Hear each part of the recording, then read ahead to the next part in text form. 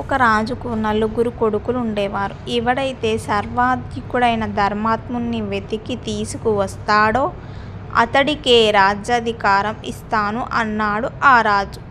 తన కొడుకులతో రాకుమారులు నలుగురు తమ గుర్రాలు తీసుకొని 4 దిక్కులకి బయలుదేరారు. కొన్నాళ్ళ తర్వాత పెద్ద కొడుకు తిరిగి వచ్చి తండ్రికి ఎదురుగా ఓ వ్యాపారిని నిలబెట్టి, ఆ షేర్గారు వేలాది రూపాయలను దానం చేస్తారు, ఎన్నో గుళ్ళు గోపురాలు కట్టించారు, చెరువులు తవ్వించాడు, చలివేంద్రాలు ఏర్పాటు చేశారు, తీర్థక్షేత్రాలు ఎన్నో వ్రతాలు చేస్తుంటారు, నిత్యం పురాణ శ్రవణాలు చేస్తుంటారు, గోపూజలు చేస్తుంటారు, ప్రపంచంలో వీరిని మించిన గొప్ప ధర్మాత్ములెవ్వరూ ఉండరు అన్నాడు ఈయన.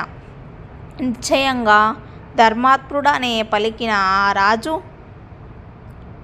అతనికి